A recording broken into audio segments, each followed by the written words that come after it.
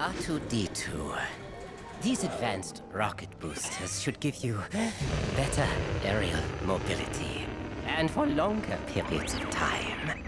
Hey, I'm Dave Filoni, Supervising Director of Star Wars The Clone Wars, and I'm here to talk to you about Secret Weapons, an episode completely starring R2-D2 and other astromechs. Time is not on our side, so I'll make this short. You droids have been chosen for a very important mission. There's an encryption module on board this Separatist dreadnought. Droids have always been an important part of the Star Wars universe. We almost see the story through their eyes, through their experiences. And I think what makes this unique is we have so many of them together at one time, and they're really not going to get much help. It's really up to them, and you know, it was going to be a challenge for us. How do you get the dialogue across? So we added Whack and Gascon to help out with that. But ultimately, R2 and his friends are the main heroes. We get a little pink astromech droid, which is definitely, I'll say, a nod to the 501st and R2-KT. But in our story, we couldn't call it R2-KT because there's only one R2. If you say R2, it's R2-D2. So we changed it to QT-KT. All right, Pinky. I mean, Cutie. This is your chance to shine. I was really glad that astromech could be in there as kind of representing the spirit of that great little droid in her own right. We have one of the little cone-headed astromech droids. We get one of the classic R5-D4 looking droids in there, orange. And a pit droid, which is one of my favorite droids from the prequels, Whack, who's a bit odd. So I hear we're gonna be taking out Separatists.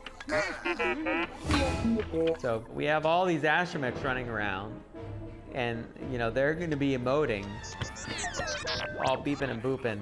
And it's amazing how much of those alone give you the emotion and the feeling. They don't have facial expressions. They don't have hand gestures. It's kind of like a family dog running around, rolling around, beeping and booping, and you're like, oh wow, he's really mad, or oh, he's kind of humored by that. And they all seem pretty smart too.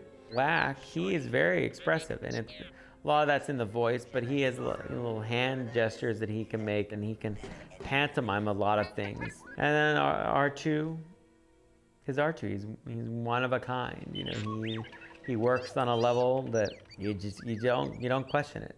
You know when R2's mad, you know when he's sad, you know when he's happy. A lot of that is the sounds he makes, but it's his little bit of posture back and forth and rocking and the way he'll walk. A lot of that, I think, begins with Kenny Baker.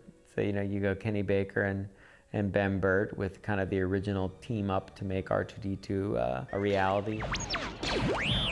And Don Bees with his amazing control of the droids. And Ben Burtt, and I had just talked about R2-D2 a couple weeks ago and how he did the voice. And to have that kind of firsthand knowledge at our fingertips, guiding us, I think really lends to the authenticity of the R2-D2 in Clone Wars is R2-D2, as he was always meant to be.